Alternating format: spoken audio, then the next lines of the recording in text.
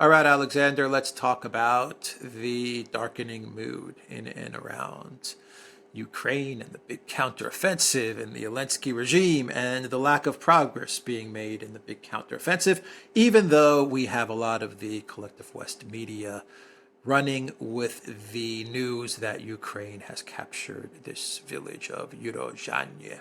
And this is the big victory which signals the progress being made by the Zelensky regime, the Ukraine military, as they move closer towards Mariupol and the plan to sever the Russian forces in the south region. Anyway, what is going on now in and around Ukraine?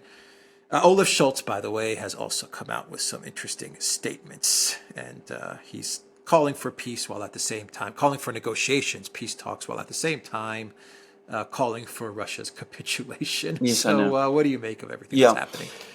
Well, I don't think anybody actually, what I said, I don't think anybody, I don't think most people who are following this war take this capture of this village particularly seriously. By the way, the Russians have captured many villages in the northern fronts near Kupiansk, where they're making much faster advances, and they're much closer to capturing that town.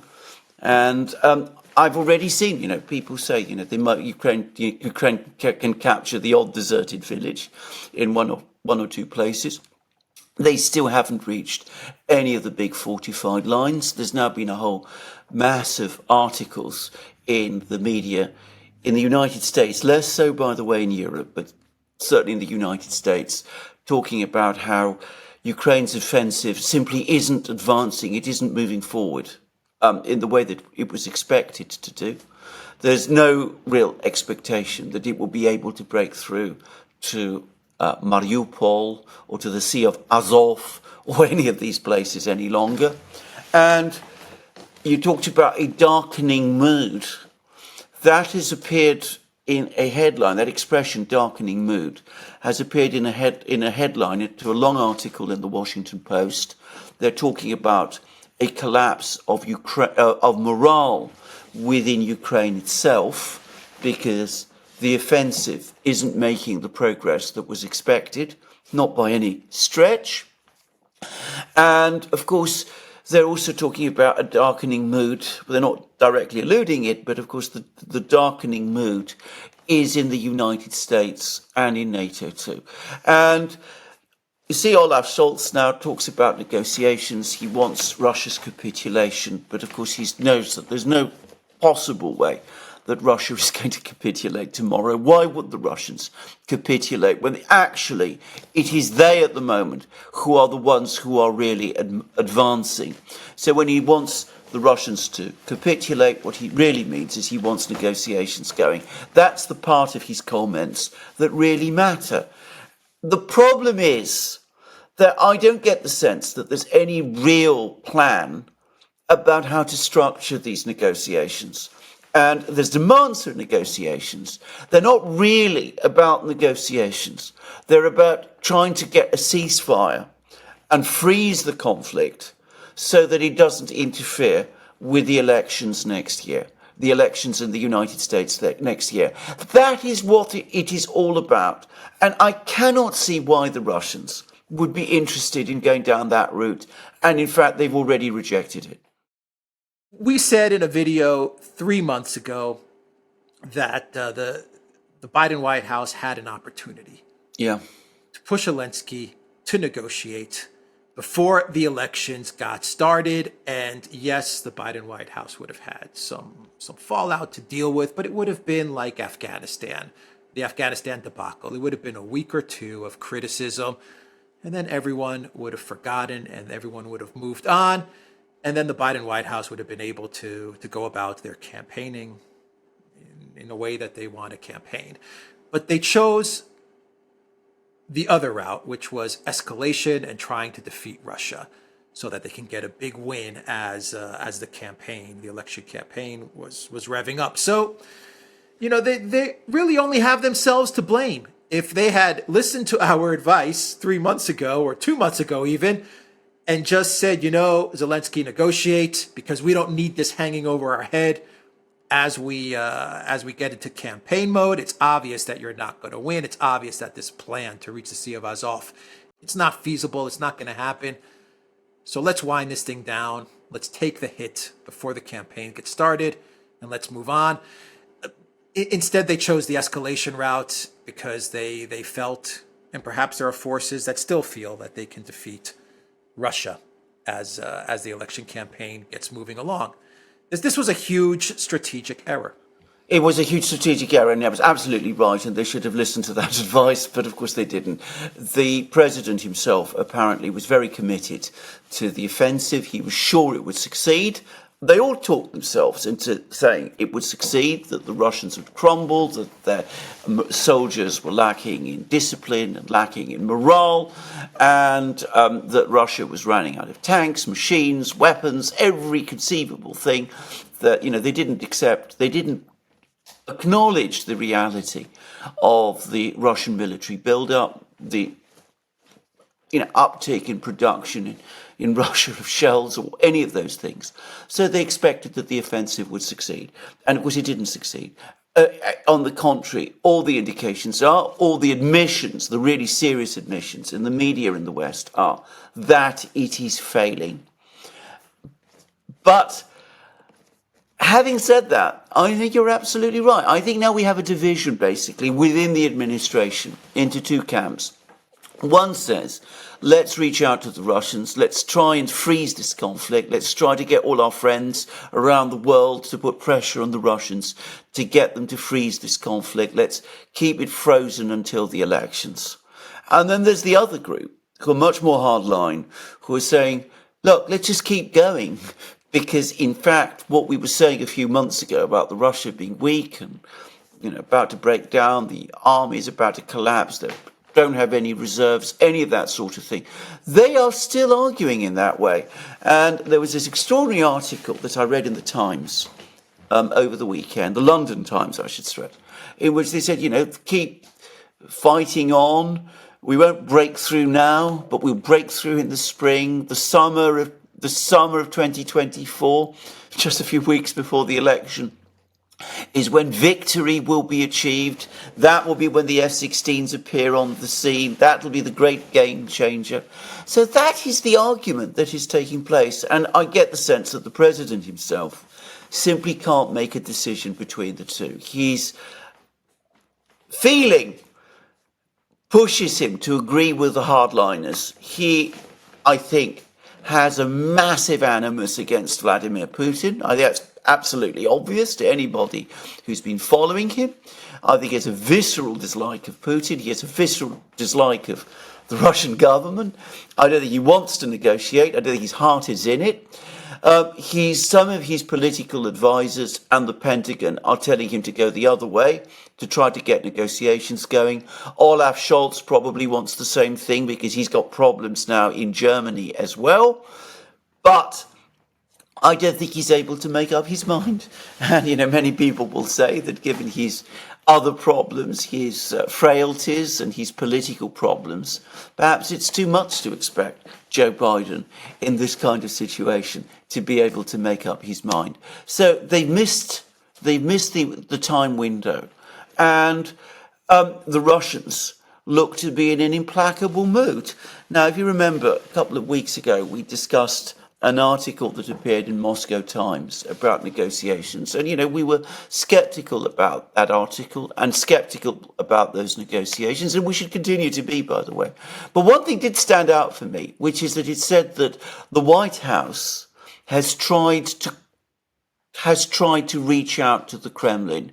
In fact, clearly, if you read between the lines, Biden himself has tried to telephone Putin.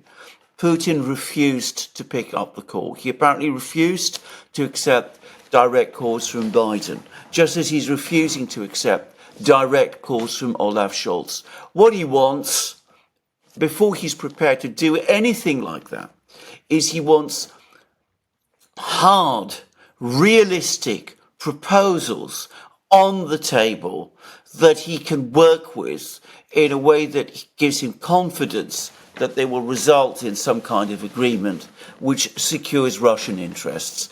And no part of the West, None of the people in Washington are prepared to go that far. Yeah, John Bolton put out an opinion piece on the Wall Street Journal, and he's calling on Biden to escalate. Yeah. He wants the Biden White House to escalate the conflict in Ukraine. He wants the Biden White House to place sanctions on China because he says that China is helping Russia in the conflict in Ukraine. He wants NATO to start enforcing sanctions. I mean, he's just lost his mind. He's talking about Putin bluffing about nuclear weapons, and that the collective West and that NATO should call Putin's bluff on Russia's nuclear deterrent. The problem is Biden listens to guys like Bolton, who are aligned with people like Blinken and Nuland and the State Department. Biden always defaults to the opinion of the State Department, and they're the most hawkish of all of these groups that are advising Biden on the conflict in Ukraine. They're the ones that are making the decisions with Ukraine. I don't think it's the Pentagon, and if it is the Pentagon, I think Lloyd Austin actually acts in the favor, in the benefit of the State Department. I don't think Lloyd Austin is exactly the voice of sanity from the Pentagon either. But Olaf Scholz, he's calling for peace talks and negotiation, but on the basis of a Russian capitulation. But instead of Olaf Scholz moving things forward, what's his reaction to his position in Germany? Because you're seeing the rise of the AfD because of the conflict in Ukraine. His position is not, or his action is not to push the EU or the Biden White House to sit at the table with Russia, or to push Zelensky to negotiate with Russia. His reaction is, let's cancel the AfD. Absolutely, exactly. So you see, they're trying to figure out ways to extend this conflict out and to get through these turbulent times for them, because they can't bring themselves to just do the simple thing, which is to cut off Ukraine and to get Ukraine to sit down with Russia. And they still believe that if they can extend this thing out, maybe something will happen. Maybe something will happen with regime change in the Kremlin. Yes. Maybe something will happen with the Russian economy. They're hoping that the ruble will collapse, and they're saying, look at where the ruble is now. You've described what's going on there in a previous video. So that's their that's their policy. Is let's just keep this thing going. Yes, and let's just hope that something happens which benefits us, and then if we have to deal with criticism, we'll cancel a political party, we'll cancel websites, we'll cancel journalists, we'll do whatever we have to do to keep this thing going and hope for some sort of miracle outcome inside the Kremlin or in this conflict that resolves this issue for us. Real quick, you mentioned shells as well, Alexander. From what I'm reading, as Russia is ramping up production, across the board, Ukraine is even running out of 155 millimeter shells. I mean, they don't have much left, and the U.S. can't produce enough. No. Maybe they can get to 85,000 a month in the next couple of years, but Ukraine needs something like 250,000 a month. This is unwinnable. It is unwinnable, and you're absolutely correct. I mean, there is a character in one of Charles Dickens's novels called Mr. Micawber, who is constantly running himself into debt and ends up bankrupt.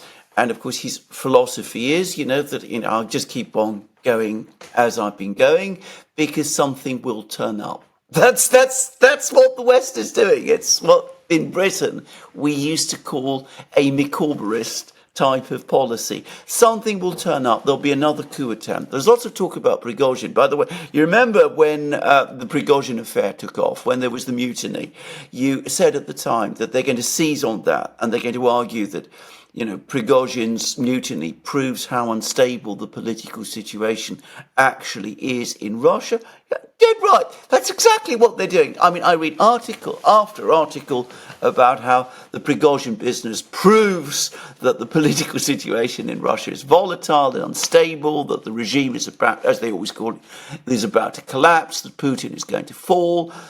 They claim that the ICC warrant has had some massive impact in some way, that they latch onto every word of a Russian business leader to say, that the problems in Russia are, the political leader, the business community is turning against Putin.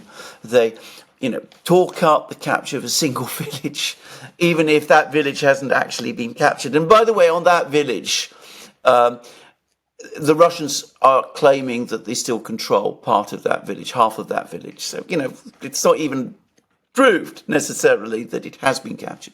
But anyway, they cling on to the fact that a single village has been captured. They will talk things up. They will constantly look for reasons for optimism, even as the actual situation on the ground darkens and turns against them. Now, what might break that, what might change the picture, is if something dramatic happens, like, for example, the Russians, as they might easily do, capture a big town like Kupiansk, for example, and then push on to ETHEREUM, regain all the ground they lost in the Ukrainian offensive in Kharkiv region last year. That might galvanize debate in the United States, in Europe. The risk is that it's going to galvanize it, not towards negotiations, but towards the kind of course that John Bolton and people like him are saying, that, you must intensify and harden what you're doing. You must escalate even more.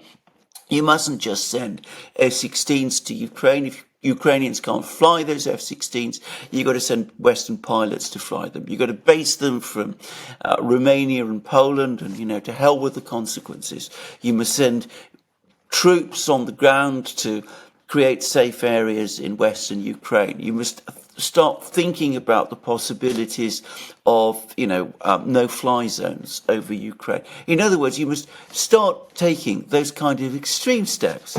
And there's one particular article which I have to say spooked me, which I saw in the Daily Telegraph by a man called David Axe, who writes, I think, principally for Forbes.